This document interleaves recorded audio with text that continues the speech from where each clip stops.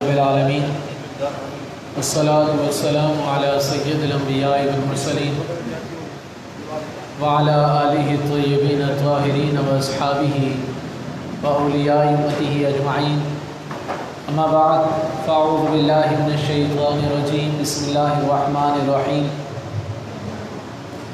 وکنتم ازواجا ثلاثا صدق اللہ العظیم مولاي صلی وسلم دائما ابدا علی حبیبک خیر الخلق کلہم۔ سامعین محترم، دوستو، بھائیوں، بزرگوں، آج ہم نے نماز تراویح میں کم و بیش 3 پاؤ یعنی 27ویں کے دوسرے آدھے سے 28ویں کے پہلے پاؤ تک سماعت کیا ہے۔ اللہ تعالیٰ سے دعا ہے کہ اللہ تعالیٰ امام صاحب کا پڑھنا، ہم سب کا سننا اپنی بارگاہ میں قبول منظور فرمائے۔ سامعین، جو آیت مبارک میں نے آپ کے سامنے پڑھی ہے، یہ غور طلب آیت ہے۔ اس آیت کے اندر اللہ تبارک و تعالیٰ یہاں سے انسانوں کی 3 جماعتوں کا ذکر فرما رہا ہے۔ اللہ تبارک و تعالیٰ نے انسانوں کی 3 جماعتیں بنائی ہیں۔ نمبر 1، یعنی کہ بروز حشر جو انجام ہوگا انہی 3 جماعتوں کا ہوگا۔ تو نمبر 1 ان میں سے پہلی یہ ہے کہ وہ اللہ تبارک و تعالیٰ کے مقرب بندے ہوں گے جو ایمان لائے، اعمال صالحہ کے اعتبار سے وہ اعلیٰ مقام پر بروز حشر فائز ہوں گے۔ ایمان والے ہیں اور اعمال صالحہ کی وجہ سے اللہ تبارک و تعالیٰ ان کو اعلیٰ مقام عطا فرمائے گا، یہ پہلے درجے کے لوگ ہوں گے۔ پھر دوسری جماعت ان خوش نصیب لوگوں کی ہوگی جن کو نامہ اعمال سیدھے ہاتھ میں دیے جائیں گے، یہ دوسرے خوش نصیب لوگ ہوں گے۔ اس سے برعکس تیسری جماعت بھی آئے گی جن کو نامہ اعمال الٹے ہاتھ میں دیے جائیں گے، اور یہ ان کے بارے میں حکم ہوگا کہ ان کو جہنم میں ڈال دیا جائے۔ تو سورہ واقعہ کے اندر شروع میں اللہ تعالیٰ ان 3 جماعتوں کا ذکر فرما رہا ہے، اور یہ 3 جماعتیں بروز حشر اپنے اپنے حصے کو پالیں گی۔ ایک تو سابقین ہیں، وہ کہ جن کا درجہ سب سے اعلیٰ ہوگا، اللہ تبارک و تعالیٰ ان کو بغیر حساب و کتاب کے اعلیٰ جنت میں پہنچا دے گا۔ پھر دوسرا درجہ ان لوگوں کا ہوگا جن کے بارے میں اللہ تعالیٰ حکم ارشاد فرمائے گا کہ ان کے سیدھے ہاتھ میں نامہ اعمال دے دو، تو وہ بھی خوش نصیب ایمان والے ہوں گے، نامہ اعمال ان کو سیدھے ہاتھ میں ملے گا حساب و کتاب کے بعد، اور وہ بھی جنت کی طرف چل دیے گئے۔ تیسرا درجہ ان گناہگاروں کا ہوگا جنہوں نے دنیا میں بے غوطی کی ہوگی، دنیا عیاشی اور مزے سے گزاری ہوگی، وہ اللہ تبارک و تعالیٰ کی راہ سے غافل رہتے ہوں گے، تو ان لوگوں کو اللہ تبارک و تعالیٰ نامہ اعمال ان کے ہاتھ میں دے کر ان کا فیصلہ فرما دے گا کہ ان کے لیے جہنم کے راستے ہیں۔ اللہ تعالیٰ نے ان 3 کا ذکر فرما کے امت مسلمہ کو یہ سوچنے پر مجبور کر دیا ہے کہ تم ان 3 میں سے کون سا درجہ چاہتے ہو۔ یقیناً میں اور آپ، اگر ہم سے پوچھا جائے تو ہم کہیں گے کہ بھائی ہم حساب و کتاب کے بھی قابل نہیں ہیں، اے اللہ ہمیں سابقین میں سے فرما دے۔ ہم یہی دعائیں کریں گے کہ ہم بروز حشر اس گرمی کو برداشت کیسے کریں گے۔ ہم یہی چاہتے ہیں کہ مولا اس گرمی سے بھی ہمیں بچا، جو حساب و کتاب سے پہلے لوگ ادھر ادھر بھاگ رہے ہوں گے، ہم اس گرمی کو بھی برداشت نہیں کر سکتے، تو مولا ہمیں سابقین میں سے کر دے۔ تو اللہ تعالیٰ نے ان 3 درجوں کو بیان فرما کر مجھے اور آپ کو یہ سوچنے پر مجبور کیا ہے کہ میں اور آپ آخر کہاں رہنا چاہتے ہیں، سابقین میں رہنا چاہتے ہیں، یا سیدھے ہاتھ میں جن کو نامہ اعمال ملیں گے ان میں رہنا چاہتے ہیں، یا پھر ہم ان میں ہم شمار ہونا چاہتے ہیں جن کو الٹے ہاتھ میں نامہ اعمال دیے جائیں گے۔ تو ہمیں چاہیے کہ ہم کوشش بہتر سے بہتر کریں، اچھے سے اچھا، ہم چاہتے ہیں کہ ہمیں اچھے سے اچھا ملے، تو اچھے سے اچھا یہ ہے کہ وہ سابقین کا درجہ ہے۔ اللہ تعالیٰ ہم سب کو اس کے لیے کوششیں کریں تو سابقین وہ لوگ ہیں جنہوں نے اپنے دن و رات رب کے لیے گزارے ہیں۔ اللہ تبارک و تعالیٰ اسی طرح ہمیں بھی اپنے لیے دن و رات گزارنے کی توفیق عطا فرمائے اور ہم سے اعلیٰ درجہ اللہ تعالیٰ ہمیں اپنی بارگاہ میں عطا فرمائے، ہم سے راضی ہو جائے۔ سامعین محترم، آگے بیان ہوتا ہے اللہ تبارک و تعالیٰ اہل جنت کے انعامات کا ذکر فرماتا ہے۔ دیکھنے میں یہ ایک خواب کی زندگی لگتی ہے، لیکن یہ اہل جنت کو ملے گا۔ سورہ واقعہ بیان فرماتی ہے، فرمایا اولئک المقربون فی جنات النعیم۔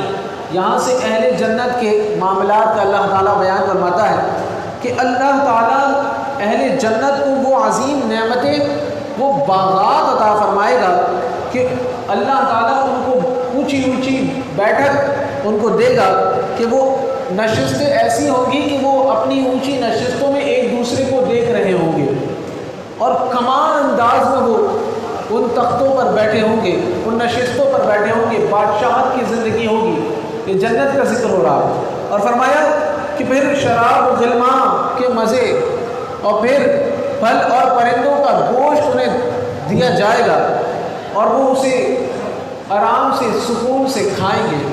اللہ اکبر، یہ ہے اہل جنت کے کمالات۔ فرمایا دنیا میں تو انسان جو کھاتا ہے وہ غلاظت کے ذریعے نکال دیتا ہے، جنت میں ایسا نہیں ہوگا کیونکہ وہ غلاظت کی جگہ ہی نہیں ہے۔ جب انسان کھائے گا اسے ہضم ہو جائے گا، ہلکا سا پسینہ آئے گا اور سب کا سب ختم۔ یہ کمال کی خوشبودار یہ جگہ ہوگی اور کمال کی زندگی۔ اب تو وہ ہمیشگی کی معاملات ہوں گے، اب وہ ایسے معاملات ہوں گے جو ختم نہ ہونے والے ہیں۔ تو اس قدر جو آج انسان سوچتا ہے نا کہ ہم بھائی سکون سے بیٹھے ہوں، نہ بیماری ہو، نہ مصیبت ہو، نہ آفت ہو، نہ بلا ہو، نہ تنگی ہو، نہ کوئی برا بلا کھیلنے والا ہو، نہ برا بلا سمجھنے والا ہو، بس سکون ہی سکون ہو، تو وہ وقت ہوگا جنت کا کہ انسان ساری نعمتیں پائے گا اور کسی نعمت پر کوئی جواب دہ نہیں ہوگا، بلکہ ہر نعمت کے بعد ایک نئی نعمت اسے پیش کی جائے گی۔ تو یہ ہے اہل جنت کے معاملات جن کا ذکر اللہ تبارک و تعالیٰ فرما رہا ہے، اور یہ ذکر فرما کے اللہ تعالیٰ انسان کی سوچ کو اعلیٰ بنانا چاہ رہا ہے۔ کیا تو جنت کی نعمتیں چاہتا ہے یا پھر دنیا کی نعمتیں جو کہ ختم ہونے والی ہیں، جن کے پیچھے تو بھاگے چلا جا رہا ہے اور وہ تجھ سے بھاگے چلے جا رہی ہیں، جن کو تو کھاتا ہے تو تیرے لیے عذاب بن جاتی ہیں، کبھی معدہ بند ہو جاتا ہے، کبھی پیٹ کے مسئلے ہو جاتے ہیں، کبھی بیماریاں لگ جاتی ہیں، بڑی بڑی مصیبتیں آ جاتی ہیں اور تو بھاگے چلا جا رہا ہے کہ تجھے دنیا کی یہ نعمتیں مل جائیں جو کہ تیرے لیے عذاب ہے، اور ہم نے وہ نعمتیں تیار کر رکھی ہیں جو تیرے لیے ہمیشہ رہے گی، جس سے تو ہمیشہ لطف اندوز ہوتا رہے گا۔ تو انسان کی سوچ کو اللہ تبارک و تعالیٰ یہ جنت کی نعمتیں ذکر فرما کے اجاگر کر رہا ہے۔ کہاں تو دنیا کی نعمتوں کے پیچھے بھاگ رہا ہے جو تجھے ہی بیمار کر ڈالتی ہیں، ہم تجھے وہ ابدی نعمتیں دیں گے اگر تو ہمارے لیے محنت کرے گا جو تیرے لیے ہمیشہ رہیں گی، جس سے نہ تیرے لیے کوئی نقصان ہوگا اور نہ ہی تو کسی بیماری اور مصیبت میں پھنسے گا۔ تو ہمیں چاہیے کہ ہم سورہ واقعات پڑھا کریں اور اس کے اندر جو نعمتیں ہمارے لیے بیان ہوئی ہیں اس سے اس بات کو سوچا کریں کہ ہم چاہتے کیا ہیں۔ ہم دنیا کی نعمتیں چاہتے ہیں جس کے ذریعے سے ہم پھنسے، یا ہم وہ نعمتیں چاہتے ہیں جس کے ذریعے سے ہم ہمیشہ آباد رہیں اور ہمیشہ اللہ تبارک و تعالی ہمیں وہ نعمتیں عطا فرماتا رہے۔ اور پھر اس کے بعد اللہ تبارک و تعالی نے اہل جنت کا ذکر جہاں فرمایا ہے اسی کے فوراً بعد اہل جہنم کا بھی ذکر فرمایا۔ فرمایا وَأَصْحَابُ الشِّمَالِ مَا أَصْحَابُ الشِّمَالِ فِي سَمُومٍ وَحَمِيمٍ۔ یہ اصحاب الشمال جو ہیں جن کے بائیں ہاتھ میں نامہ اعمال دیا جائے گا، ان کے بارے میں حکم ہوگا کہ انہیں جہنم میں پھینک دیا جائے، مختلف عذابوں میں وہ مبتلا کر دیے جائیں گے، پانی ان کو کھولتا ہوا دیا جائے گا، گرم لو سے وہ بھرا ہوا وہ پانی ہوگا، منہ کے اندر رکھیں گے تو سب کچھ گل جائے گا۔ فرمایا اور دھواں، گندگی اور پیپ یہ ان کی غذا ہوگی۔ اللہ تبارک و تعالیٰ ان کو وہ دیتا رہے گا جس سے ان کا جسم کٹ کٹ کر گلتا رہے گا اور دوبارہ ان کا جسم دوبارہ بنا دیا جائے گا اور پھر وہ عذاب اسے دیے جائیں گے۔ تو دیکھیے جنت کے بعد اللہ تعالیٰ نے جہنم کا ذکر کر کے انسان کو پھر خبردار کیا کہ ایسی نعمتوں سے اپنے پیٹ کو بھرنے کے لیے بھاگم دوڑی نہ کرو کہ تم ایسے جواب دہ ہو جاؤ کہ پھر تمہارے پاس کوئی چارہ نہ ہو اور تم جہنم میں پھینک دیے جاؤ۔ تو آج ہمیں سوچنا چاہیے کہ ہم کس طرف محنت کر رہے ہیں، ہم چاہتے کیا ہیں، ہم کون سا اجر لینا چاہتے ہیں۔ اور جب ہم اس بات کو سوچیں گے، اپنا محاسبہ کریں گے، تو یقیناً ہم بہترین فیصلہ کریں گے۔ تو روزانہ سوچا کریں اور محاسبہ کیا کریں اور اپنے آنے والے کل کو پچھلے کل سے بہتر بنانے کی کوشش کیا کریں، تاکہ اللہ تبارک و تعالی ہماری مدد فرمائے۔ مدد انہی کی ہوتی ہے جو کوشش کرتے ہیں، اور جو کوشش نہیں کرتے ان کی مدد نہیں ہوتی۔ جیسا کہ ہم نے پیچھے سنا ہے کہ جو نہیں چاہتے بہتر ہونا، اللہ تبارک و تعالیٰ بھی ان کو بہتر نہیں کرتا، اور جو بہتر ہونے کی کوشش کرتے ہیں، فرمایا نا بندے سے تو کوشش تو کر، اللہ تعالیٰ اپنی مدد خود بھیجے گا۔ تو لہٰذا ہمیں چاہیے کہ ہم کوشش کریں اور بہتر سے بہتر ہونے کی کوشش کریں، تو اللہ تعالیٰ ہماری مدد فرمائے اور ہمیں اہل جنت میں سے فرمائے، اور وہ بھی سابقون کے درجے میں اللہ تبارک و تعالیٰ ہمیں رکھے۔ آگے چلتے ہیں تو اللہ تعالیٰ نے انسان کو یہ جو دنیا میں عظیم نعمتیں عطا فرمائی ہے نا، اس کا ذکر کر کے انسان کے دماغ کو کھولنے کی کوشش کی ہے۔ اللہ تعالیٰ 4 عظیم نعمتوں کا ذکر فرما رہا ہے۔ فرمایا افرأیتم ما تمنون اانتم تخلقونہ ام نحن الخالقون۔ یہاں سے 4 نعمتوں کا ذکر ہوتا ہے۔ پہلی نعمت انسانی تخلیق، اللہ تبارک و تعالیٰ انسانی تخلیق کے حوالے سے ذکر فرما رہا ہے، اور فرمایا یہ بتا تو ایک نطفہ ٹپکاتا ہے، آگے پیدا کون کرتا ہے، آگے انسان کون بناتا ہے، اس کے اندر جان کون ڈالتا ہے، اس کے اندر روح کون پھونکتا ہے، تجھے کمال تخلیق کے اندر کون لاتا ہے۔ تو ذرا یہ تو دیکھ، تو جس اولاد کو تو اپنی اولاد کہتا ہے، اسے آخر بنانے میں جو کمالات دکھائے ہیں وہ تو نے تو نہیں دکھائے۔ تو نے تو گندگی کا ایک ٹپکا جو ہے ایک قطرہ ٹپکایا تھا، باقی معاملات تو میرے تھے۔ تو غور نہیں کرتا ہماری تخلیق پر کہ کس انداز سے ہم نے، کس انداز سے تجھے بنایا ہے اور کہاں تک ہم نے پہنچا دیا، کس طرح ہم نے تیرے اعضاء کو کمال درجے کا بنایا ہے۔ تو ایک قطرہ تھا، قطرے سے تجھے کیسی کمال کی ہم نے تخلیق بنا دیا۔ تو لہٰذا یہاں سے دیکھ کر بھی تو ہماری بارگاہ میں نہیں آتا۔ اب دوسری بات اللہ تبارک و تعالیٰ نے فرمائی کھیتی اگانے کے حوالے سے، فرمایا یہ بتا تو ایک دانہ ہوتا ہے، اس دانے سے جڑی بوٹی اور کمال کا درخت ہم پیدا کر دیتے ہیں، جس سے تو کھاتا ہے، جس سے تو پیتا ہے، جس کے سائے تو رہتا ہے، جس کے ذریعے سے تو چلتا ہے۔ اللہ تبارک و تعالیٰ اس دانے کا ذکر فرما کے انسان کو جھنجھوڑ رہا ہے کہ تو نے تو دانہ بویا تھا زمین کے اندر، اسے اگایا میں نے ہے، اسے تجھے جو کھلاتے ہیں اس سے وہ ہم نے کیا ہے۔ تو اس پورے معاملے میں غور تو کر، تو نے کیا تھا اور ہم نے کیا کر دکھایا۔ تو اس میں تیرا کمال نہیں تھا، اس میں میرا کمال ہے۔ لہٰذا تو جو روز بروز کھاتا ہے اس میں بھی دیکھ تجھے ہم کھلا رہے ہیں، وہ کہاں سے چیز پیدا ہوئی ہے۔ تو اپنے کھانے کو دیکھ کر بھی ہمارا شکر ادا نہیں کر سکتا، تو ہماری طرف نہیں بڑھ سکتا، تو نے کیا کیا۔ پھر تیسری طرح اللہ تعالیٰ یوں جگاتا ہے، فرمایا یہ بتا جو پانی تو پیتا ہے تو کیا تو نے اسے بادلوں سے برسایا ہے؟ ہم اسے برساتے ہیں، پھر ہم اسے تیرے لیے جمع کرتے ہیں، پھر ہم تجھے تیرے پاس اس پانی کو پہنچا دیتے ہیں، پھر ہم اس پانی کو تیرے جسم میں گردش کرتے ہیں، پھر ہم اسے تیرے جسم میں رکھ کے تجھے پالتے ہیں۔ تو بتا وہ پانی تجھ تک کیسے پہنچا ہے؟ کیا تیرا اس میں کوئی کمال تھا یا اس میں میرا کوئی کمال ہے؟ تو اللہ فرما رہا ہے یہ جو ساری چیزیں ہیں تیرے رہنے سہنے کی، یہ پینے کی، کھانے کی، تو ان نعمتوں سے بھی تو ہماری طرف نہ بڑھا، تو نے کیا کیا۔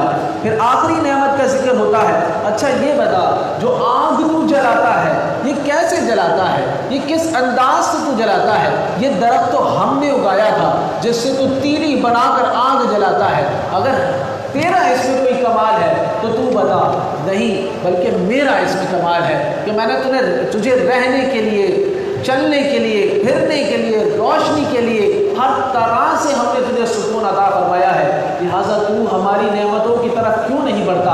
اللہ اکبر۔ حضور علیہ الصلوۃ والسلام نے فرمایا نا کہ پچھلی قوم میں ایک شخص تھا، اس کو اللہ تبارک و تعالیٰ نے 500 سال کی عمر عطا فرمائی۔ یہ ساری نعمتوں کا ذکر اللہ تعالیٰ جو فرما رہا ہے، یہاں سے آپ کو میں حدیث مبارک کے ذریعے دوبارہ ان نعمتوں کی طرف آپ کی نظر کو اجاگر کرنا چاہتا ہوں کہ آقا کریم صلی اللہ علیہ وسلم نے فرمایا کہ 500 سال کی عمر اس کو عطا ہوئی، اس نے عرض کیا باری تعالیٰ میں چاہتا ہوں یہ پوری عمر میں تیری بارگاہ میں گزاروں۔ اللہ تعالیٰ نے قبول فرمایا اور پھر اسے ایک ایسی جگہ دے دی گئی جہاں اس کے لیے درخت لگا دیا گیا انگور کا، جو سالہ سال اس میں سے جو وہ پھل کھاتا، اور پانی اس کے لیے ہمیشہ کے لیے اللہ تعالیٰ نے دریا جاری کر دیا، جو پانی پیتا رہا، پھل کھاتا رہا، اور اس نے اپنی 500 سال کی عمر گزار دی۔ حضور فرماتے ہیں جب اس کی موت کا وقت آیا تو اس نے اللہ تعالیٰ سے پھر عرض کر دی یا باری تعالیٰ میں چاہتا ہوں میری موت سجدے میں آئے۔ اللہ تعالیٰ نے وہ قبول کر لیا۔ تو حضور فرماتے ہیں جبریل امین فرماتے ہیں میں دیکھ رہا ہوں کہ آج بھی میں جب رستے سے گزرتا ہوں تو وہ شخص سجدے کے اندر ہے۔ تو پچھلی قوم کا وہ شخص تھا، اللہ تعالیٰ نے اس کو سجدے کے اندر موت عطا فرمائی۔ جب وہ بروز حشر اللہ کی بارگاہ میں اٹھے گا، اللہ تعالیٰ فرشتوں سے فرمائے گا اسے میری رحمت سے جنت میں لے جاؤ۔ وہ اللہ تعالیٰ سے عرض کرے گا یا باری تعالیٰ 500 سال کی عبادت ہے، میں حساب و کتاب کے ذریعے جانا چاہتا ہوں۔ اللہ فرمائے گا نہ اس کو میری رحمت سے لے جاؤ۔ وہ کہے گا باری تعالیٰ میں حساب و کتاب سے جانا چاہتا ہوں۔ جب وہ بارہا یہ عرض کرے گا تو اللہ تعالیٰ اس کو کہے گا حساب و کتاب شروع کیا جائے۔ اس کی 500 سال کی عبادت پوری ہو جائے گی، آنکھ کا حساب 500 سال کا پورا نہ ہوگا۔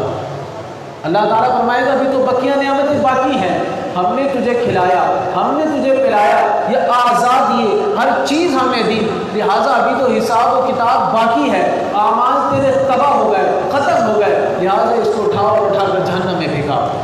وہ اللہ کی بارگاہ میں روئے گا، عرض کرے گا یا باری تعالیٰ تیری رحمت۔ پھر اللہ تعالیٰ کیونکہ اس کے لیے فیصلہ ہو چکا ہوگا تو اللہ تعالیٰ فرمائے گا اسے جنت میں لے جاؤ۔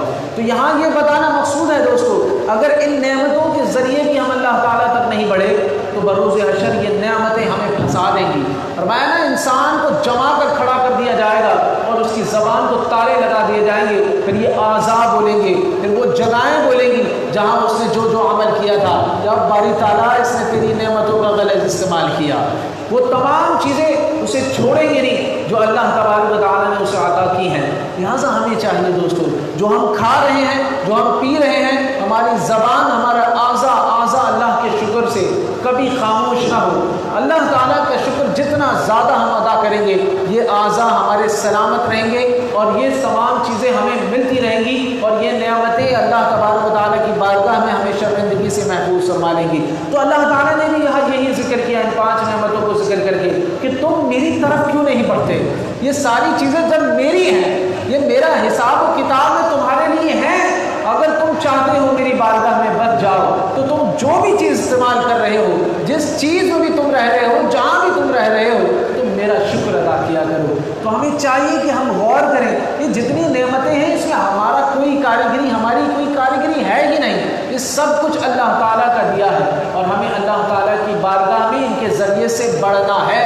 اور اگر ہم نہیں بڑھے اور ان کے ذریعے سے ہم نے صرف دنیا ہی حاصل کی اور دنیا میں ہی رہے تو پھر ہمیں ان سب کے ذریعے سے بروز حشر جواب دینا ہے۔ تو اللہ تبارک و تعالیٰ ہمیں ان نعمتوں کے ذریعے اپنی طرف بڑھنے کی توفیق عطا فرمائے، کیونکہ اللہ تعالیٰ نے جو کچھ ہمیں دیا ہے وہ اس لیے دیا ہے کہ ہم اللہ کی راہ کو اختیار کریں گے۔ اگر ہم اللہ کی راہ کو اختیار نہیں کرتے تو ہمارے لیے یہ پکڑ کا سبب ہے۔ اللہ تعالیٰ ہمیں یہ باتیں سمجھنے کی توفیق عطا فرمائے اور ہمیں دینی شعور بھی عطا فرمائے۔ سامعین محترم آگے چلتے ہیں تو اللہ تعالیٰ نے مومنین اور منافقین کا ذکر فرمایا یوم تری المؤمنین والمؤمنات یسعی نورہم بین ایدیہم وبایمانہم۔ یہاں سے ذکر ہوتا ہے مومنین کا کہ جب وہ پولیس صراط کی طرف جائیں گے تو ان کا نور ان کے سامنے ہوگا اور ان کے دائیں جانب بھی ہوگا، اور ان کے پیچھے منافقین بھی آئیں گے تو منافقین کا نور ہوگا جیسے ہی وہ پورے صراط پر قدم رکھیں گے ان کا نور غائب ہو جائے گا۔ تو پھر منافقین مومنین سے کہیں گے کہ ہمیں اپنے نور سے کچھ حصہ دو، تو کہیں گے نہ، ان سے فوراً غیب سے انہیں آواز دی جائے گی اب ڈھونڈ تو اپنا نور کہ تو کہاں کھو چکا ہے۔ اللہ اکبر۔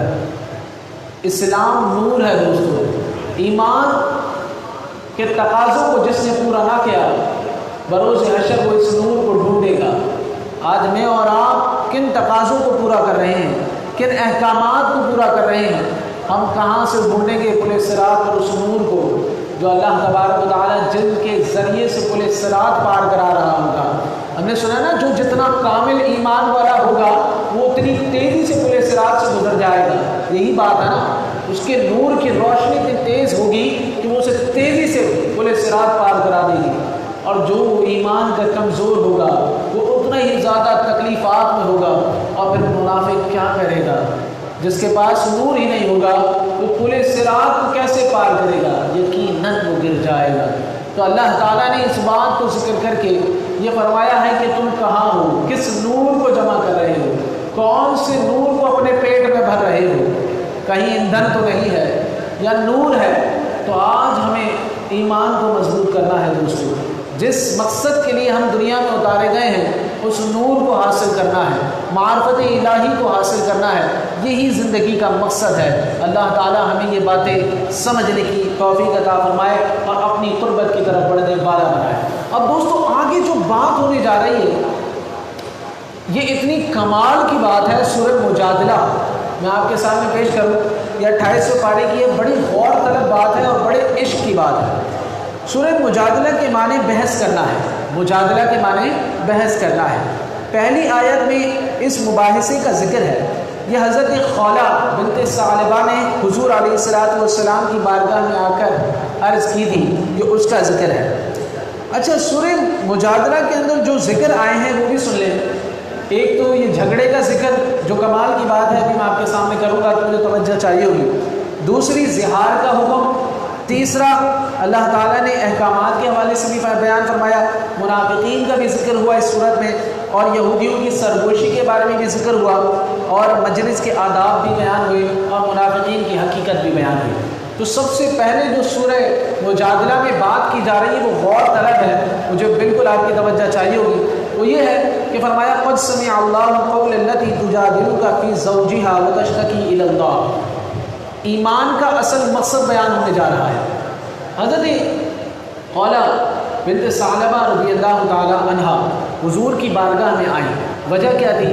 وجہ یہ تھی کہ ان کے خاوند نے ان کو جو ہے چند الفاظ ایسے کہہ دیے تھے جو کہ اسلام میں پہلے طلاق سمجھے جاتے تھے. اور الفاظ یہ تھے کہ ان کی جو آپ نے جو حضرت خولہ کو جو ہے اپنی ماں کی مثل قرار دے دیا تھا. جب کوئی اپنی بیوی کو اپنی ماں کی مثل قرار دے اس کے مخصوص مقامات کو تو وہ عورت اس پر حرام ہو جاتی تھی. تو اس طرح کے الفاظ انہوں نے جھگڑے میں کچھ کہہ دیے. تو حضرت خولہ آئیں اور حضور کی بارگاہ میں رونے لگی اور اس کو مجادلہ قرآن نے فرمایا جھگڑا کرنے لگی. حضور سے روتے ہوئے کہنے لگی یا رسول اللہ صلی اللہ علیہ وسلم میرا شوہر مجھ سے محبت کرتا ہے.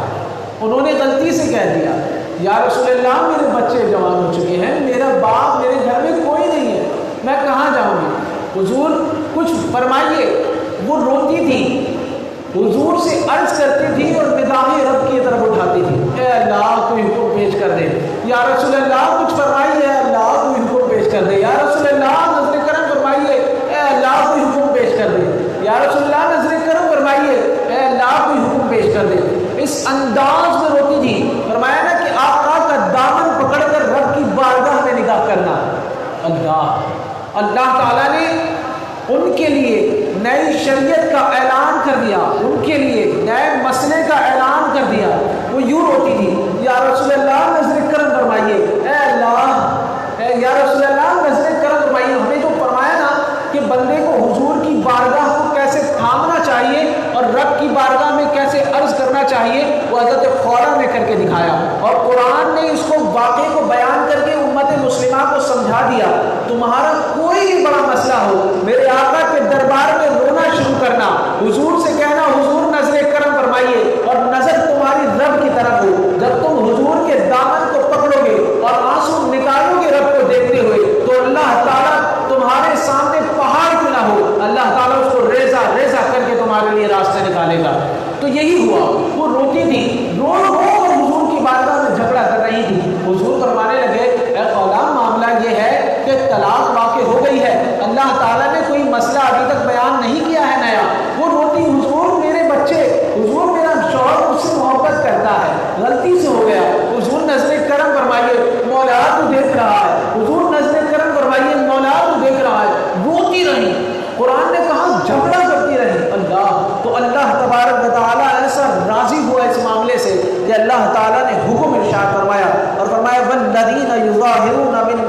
أَيْمَانِهِمْ ثُمَّ يَعُودُونَ لِمَا قَالُوا۔ اے محبوب ہم دیکھ رہے ہیں یہ جو آپ کی بارگاہ میں اس طرح آ کر ہم سے عرض کر رہی ہے۔ اللہ اکبر، اللہ تعالیٰ نے قبول فرما لیا اور ان کے لیے حکم ارشاد ہوا اور فرمایا اب زہار کا معاملہ طلاق نہیں ہے، اب زہار کا معاملہ کفارہ ہے۔ ان سے کہیں کہ وہ کفارہ ادا کریں اور دونوں میاں بیوی دوبارہ ایک ساتھ رہیں۔ تو یہ بہت بڑی بات ہے، جسے سمجھنا ہو کہ اللہ سے کیسے مانگنا ہے وہ اس زہار کے واقعے کو پڑھا کرے۔ 28ویں پارے کے پہلے صفحے میں یہ پورا واقعہ موجود ہے کہ اللہ سے مانگنا کیسے ہے۔ پھر دیکھیں یہ ان کے لیے نیا مسئلہ اللہ تعالیٰ نے اتارا ہے۔ پھر ہمارے لیے جتنے بھی مسئلے کھڑے ہوں، کوئی کیسی ہی ہمارے لیے رنجش ہو، اللہ تعالیٰ ہمارے لیے آسانی فرمائے گا، ہمارے مسئلے کو حل کرے گا۔ تو یہاں سے یہی بات ثابت کی گئی ہے۔ اور تین جو کفارے کا جو معاملہ آیا وہ یہ تھا کہ یا تو غلام آزاد کرے، اگر غلام آزاد کرنے کی قدرت نہ ہو تو 2 ماہ کے مسلسل روزے رکھیں، اگر کسی شرعی عذر یا بڑھاپے یا بیماری کی وجہ سے روزے بھی نہیں رکھ سکتے تو 60 مسکینوں کو 2 وقت پیٹ بھر کر کھانا کھلانا ہے، جب تک یہ کفارہ ادا نہیں ہوگا۔ جس نے زہار کیا ہے وہ اپنی بیوی کے قریب نہیں جا سکتا۔ اللہ تعالیٰ نے یہاں سے یہ بات بھی سمجھائی۔ تو اللہ تعالیٰ ہمیں اس انداز سے اپنی بارگاہ میں رجوع کرنے کی بھی توفیق عطا فرمائے۔ آگے چلتے ہیں تو سرگوشی کو اللہ تعالیٰ نے منع فرمایا۔ یہ میری اور آپ کی بہت بری عادت ہے۔ ہمیں محفل میں جب بات کرنی ہوتی ہے نا، ہم صبر نہیں کر سکتے، ہم جو ہے سرگوشی کرنا شروع کر دیتے ہیں، جس کی وجہ سے سامنے والا جو ہے ہماری طرف سے بدگمان ہو جاتا ہے، شاید میری بارے میں بات کر رہے ہیں۔ ایسا نہیں ہوتا کہ ہم اس کے بارے میں بات کر رہے ہیں، لیکن سامنے والا بدگمان ہوتا ہے۔ تو اللہ تعالیٰ نے اس عادت کو منع فرمایا۔ یہ میری اور آپ کی عادت ہوتی ہے، ہمیں ظاہر سی بات ہے کوئی نہ کوئی بات کسی سے کرنی ہوتی ہے تو ہم جو ہے ہاتھ رکھتے ہیں، اس کے کان کی طرف لے جاتے ہیں اور بات کرتے ہیں۔ اللہ تعالیٰ نے باقاعدہ قرآن میں حکم ارشاد فرمایا کہ سرگوشی نہ کرنا جب تک تمہارے ساتھ تیسرا اور چوتھا موجود ہو۔ فرمایا کسی محفل کے آداب یہ ہے کہ سرگوشی سے منع کیا گیا۔ آپ جب اکیلے ہوں سائڈ پہ چلے جائیں یا وہ لوگ آپ کے سامنے سے ہٹ جائیں تو آپ جا کر اس سے بات کر لیں، لیکن لوگوں کے سامنے یہ کرنے سے منع فرمایا۔ اور اس طرح فرمایا کہ الم تر ان اللہ یعلم ما فی السماوات و ما فی الارض ما یکون من نجوى ثلاثۃ الا هو رابعهم۔ اس کے آگے یہ بات بیان کی گئی۔ یہودیوں کی عادت یہ تھی کہ جب مسلمانوں کو آدھا دیکھتے تو آپس میں سرگوشی کرتے تھے۔ مقصد یہ ہوتا تھا کہ مسلمان پریشان ہو کہ شاید ہمارے خلاف سازش ہو رہی ہے۔ ان کی دیکھا دیکھی منافقین نے بھی یہ معاملات کرنا شروع کر دیے تو اللہ تعالیٰ نے اس کو سخت ناپسند فرمایا، کیونکہ یہودیوں کی گندی عادت تھی۔ وہ سرگوشی کر کے مسلمانوں کو جلاتے تھے کہ تاکہ مسلمان دیکھیں تو وہ سمجھیں، کیونکہ یہ ایسا ہے، یہ فطرت میں ہے۔ آپ یہ نہ سمجھیں کہ آپ کی سرگوشی سے تیسرا یہ نہیں سمجھے گا کہ اس کے بارے میں بات ہو رہی ہے، سمجھے گا۔ قرآن نے یہ بات کہی ہے کہ یہودیوں کی عادت تھی کہ وہ مسلمانوں کو اس طرح جلایا کرتے تھے اور مسلمان سمجھتے تھے کہ شاید ہمارے بارے میں بات ہو رہی ہے، ایسا ہوتا ہے، تیسرا سمجھتا ہے، لہٰذا یہ منع کیا گیا۔ اللہ تعالیٰ نے سختی فرمائی کہ آئندہ سے کوئی نہیں کرے گا، یہ منافقین کی عادت ہے اور ان بدکار یہودیوں کی عادت ہے، تو اس سے مسلمان ہمیشہ بچ کر رہیں۔ آگے چلتے ہیں تو آگے مجلس کے آداب بیان ہوئے۔ فرمایا یا ایھا الذین آمنوا اذا قیل لکم تفسحوا فی المجالس فافسحوا۔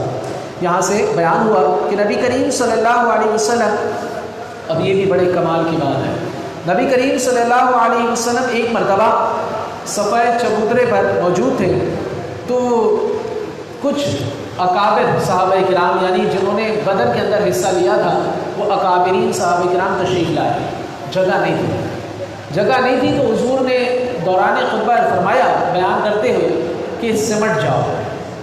جو قریب بیٹھے تھے وہ نہ سمجھے تو رسول اللہ صلی اللہ علیہ وسلم نے کافی فرمایا لیکن وہ نہ سمجھے تو آقی کریم صلی اللہ علیہ وسلم نے فرمایا کھڑے ہو جاؤ مجلس سے۔ اللہ اکبر۔ تو اللہ تبارک و تعالیٰ نے قرآن مجید میں حکم ارشاد فرما دیا کہ مجلس کے آداب یہ ہیں کہ جب کوئی عظیم شخص آ جائے جس کا مرتبہ دین نے بیان کیا ہے یا وہ دینی شخص شخصیت ہے وہ عظیم شخصیت ہے، یا قرآن و حدیث کو جاننے والا ہے، یا اللہ اور اس کے رسول سے محبت کرنے والا ہے، تو اپنی جو ہے کمروں کو سمیٹ لیا کرو، ان کے لیے جگہ لازمی بنایا کرو۔ یہ قرآن نے ہمیں حکم دیا کہ جو عظیم لوگ ہوتے ہیں ان کے لیے صفوں میں جگہ بنائی جائے، لیکن ہمارے یہاں کیا ہوتا ہے؟ ہمارے یہاں ہوتا ہے کہ وہ پیچھے بیٹھے رہ جاتے ہیں اور عام ہم لوگ جو ہیں گھس جاتے ہیں آگے۔ تو ہمیں چاہیے کہ جب وہ جب بھی آئیں ان کے لیے الگ سے جگہ ہونی چاہیے۔ ہوا نا ایک مرتبہ حضرت ابو بکر صدیق رضی اللہ تعالیٰ عنہ ایک مجلس میں تشریف فرما تھے، میرے آقا صلی اللہ علیہ وسلم بیان فرما رہے تھے۔ ہوا کیا؟ اور بڑی کمال کا معاملہ ہوا۔ اب حضرت علی رضی اللہ تعالیٰ عنہ تشریف لائے، مسجد نبوی بھری ہوئی تھی، جگہ نہیں تھی۔ سیدنا صدیق اکبر رضی اللہ تعالیٰ عنہ حضور کے آگے تشریف فرما تھے۔ اب میرے آقا صلی اللہ علیہ وسلم نے خطبہ بھی نہیں روکا، حضرت علی رضی اللہ تعالیٰ عنہ آخر میں کھڑے ہیں، تو حضرت سیدنا صدیق اکبر رضی اللہ تعالیٰ عنہ نے گردن گھمائی، بھاپ لیا حضور کے چہرے کو، عاشق تھے، اللہ اکبر، عاشق تھے، چہرے کو فوراً گردن گھمائی اور دیکھا کہ سیدنا علی رضی اللہ تعالیٰ عنہ کھڑے ہیں تو سمٹ گئے، حالانکہ عظیم شخصیت تھے۔ اب آپ دیکھیے گا معاملہ ہوا کیا، حضور نے سمٹ گئے اور حضرت علی رضی اللہ تعالیٰ عنہ کو آواز دی اور اپنے پاس لا کر بٹھا لیا، تو حضور نے دوران خطبہ ارشاد فرمایا، اے ابو بکر، عظیم لوگوں کو عظیم لوگ ہی جانتے ہیں۔ اللہ اللہ، میرے آقا صلی اللہ علیہ وسلم نے فرمایا تمہاری عظمت اتنی تھی کہ تم جانتے تھے کہ وہ بھی عظیم ہے۔ یہ نہیں فرمایا کہ وہ عظیم تھے تو آپ نے ان کو جگہ دے دی، نہ، حضور نے فرمایا، پوری بات فرمائی کہ عظیم لوگوں کو عظیم لوگ ہی جانتے ہیں، یعنی مرتبے والے لوگ کو مرتبے والے ہی لوگ جانتے ہیں۔ تو ہمیں جاننا چاہیے کہ کس کا مرتبہ کیا ہے اور قرآن و حدیث نے اسے کس طرح رکھا ہے۔ تو اہل مجلس کے آداب یہ بیان ہوئے قرآن کے اندر کہ ہمیں چاہیے کہ ہم اس وقت تک ان لوگوں کو جگہ دیں جو کہ اللہ تعالیٰ کے محبوب ہیں۔ اور دوسری بات یہ بیان ہوئی مجلس کے آداب میں، اگر کوئی ذاکر یا کوئی عالم یا کوئی بیان کرتا ہوا شخص آپ کو اشارہ کر دے، اگر وہ آپ کو مجلس سے کھڑے ہونے کا کہے تو آپ مجلس سے نکل جائیں، اور اگر وہ آپ کو مجلس میں بیٹھا ہوا بیان کر رہا ہے تو اس کی اجازت کے بغیر آپ کھڑے نہیں ہو سکتے۔ ہمارے یہاں قرآن، ہم لوگ تو مجلس کے آداب کیا، ہم تو قرآن کے درس سے بھاگ جاتے ہیں، معاملات تو بڑے خراب چل رہے ہیں۔ تو یہاں پر اس وقت تک آپ کھڑے نہیں ہو سکتے جب تک آپ اس مجلس میں بیٹھے ہوئے شخص کی بیان کو مکمل طور پر نہیں سن لیتے، جب تک وہ آپ کو اجازت نہیں دیتا۔ یہ اللہ تبارک و تعالیٰ نے مجلس کے آداب کو بیان فرمایا ہے۔ ہم لوگ، اللہ تعالیٰ ہمیں دین کو صحیح طریقے سے سمجھنے والوں میں رکھے اور اسی انداز میں ہمیں زندگی گزارنے کی توفیق عطا فرمائے اور ہمیں آداب والوں کے ادب کو سمجھنے کی توفیق نصیب فرمائے۔ سامعین محترم، آگے چلتے ہیں۔ تو اللہ تعالیٰ نے بنو نصیر کا واقعہ بیان کیا ہے۔ پیچھے آپ کو یاد ہوگا جو پرانے ساتھی ہیں، ہم نے یہودیوں کی تاریخ کو پورا ذکر کیا تھا قرآن سورہ انبیاء کے اندر، اور ہم نے سنا تھا آج تک کے معاملات کو۔ اب یہاں پر بھی اللہ تعالیٰ کچھ ذکر کر رہا ہے انہی یہودیوں کی تاریخ کو، اور کس انداز سے کر رہا ہے ذرا یہاں پر ہم سماعت کرتے ہیں۔ فرمایا هو الذی اخرج الذین کفروا من اہل الکتاب من دیارہم لاول الحشر۔ جب نبی کریم صلی اللہ علیہ وسلم ہجرت کر کے مدینہ منورہ تشریف لائے تو یہود سے امن و امان کا معاہدہ فرمایا کہ آپس میں لڑائی نہیں کریں گے، اگر کسی نے مدینے پر حملہ کیا تو مل کر دفاع کریں گے۔ انہوں نے اسے قبول کیا۔ پھر آپ صلی اللہ علیہ وسلم یہود کے ایک قبیلے بنو نذیر کے پاس شرائط معاہدہ لکھنے کے لیے تشریف لے گئے تو انہوں نے سازش رچی، اور یہ سازش رچی کہ حضور علیہ الصلاۃ والسلام تشریف لائیں گے تو اوپر سے ان کے اوپر چٹان گرا دیں گے، معاذ اللہ ثم معاذ اللہ، ایسے بدبخت لوگ ہیں یہ۔ تو لہٰذا جب اللہ تبارک و تعالیٰ نے آقا کریم صلی اللہ علیہ وسلم کو خبر دے دی تو حضور علیہ الصلاۃ والسلام وہاں سے فوراً تشریف لے گئے، اور آقا کریم صلی اللہ علیہ وسلم نے انہیں پیغام بھیج دیا کہ میرا اور تمہارا معاہدہ ختم ہوا، لہٰذا اب یہاں سے مدینے سے نکل جاؤ۔ حضور نے فرمایا اب تمہاری یہاں پر جگہ نہیں ہے۔ اور جب ان یہ ذلیل ہوتے رہے اور جب حضرت عمر فاروق رضی اللہ تعالیٰ عنہ کا دور آیا تو آپ نے ان کو عرب زمین سے دفع کر دیا، ان کو عرب زمین سے ہی نکال دیا۔ آج کوئی دکھا بھی رہا تھا مجھے، اور کہ خیبر کے مقام جہاں سے ان یہودیوں کو نکالا تھا آج اسی زمین پر یہ دوبارہ موجود ہے۔ تو ہمارے لیے ڈوبنے کا مقام ہے کہ جہاں قرآن نے منع کیا ہو کہ ان کے لیے جگہ نہیں ہے، وہاں پر یہ دوبارہ آ رہے ہوں تو پھر تو اسلام کا بیڑا غرق ہونا ہے، اور پھر تو ہم نیست و نابود ہونا لکھا ہوا ہے کہ ہم قرآن اور شریعت کے مطابق چل ہی نہیں رہے. کیونکہ بات یہ ہے دوستوں کہ ہم نے شریعت کو پس پشت رکھا اور ان کے طریقہ کار کو اپنایا. انہوں نے بڑے اچھے رول دیے ہمیں, انہوں نے بڑے اچھے طریقے دیے ہمیں دنیا میں چلنے کے, ہم نے اس کو پکڑا. جب ہم نے انہیں پکڑا تو انہوں نے ہمیں مکمل طور پر گمراہ کر دیا, اور آج ہم مکمل طور پر گمراہی کی طرف گامزن ہو چکے ہیں. کیونکہ ہم نے ہر اصول دنیاوی اٹھایا ہے, ہم نے دینی اصول اٹھائے نہیں. آج بتائیں کہاں ہے چور کے ہاتھ کاٹے کہاں جاتے ہیں, ہم نے چھوڑے نا.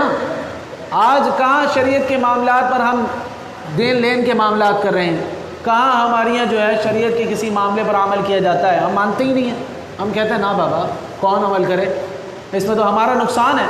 یعنی ہر طریقے سے ہم شریعت کو جو ہے ہم نے پس پش ڈالا تو اللہ تبارک و تعالیٰ نے ہمیں رسوا کر دیا. اور یہاں پر بھی یہی ذکر ہو رہا ہے.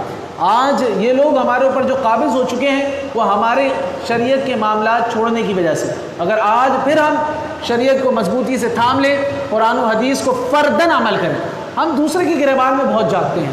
ہمیں خود اپنے آپ کو تبدیل کرنا پڑے گا. آج لوگ ہمارے سامنے اگر ہم سے بھی مسائل پوچھتے ہیں تو لوگ کہتے ہیں میں نے دیکھا میری 1 رکعت ہوئی, سامنے والے کی 4 رکعتیں ہو گئی. تو بھائی آپ دوسرے کی نماز دیکھ کیوں رہے تھے, آپ اپنی نماز میں کیا کر رہے تھے؟ تو مجھے اور آپ کو خود کو ٹھیک کرنا ہے.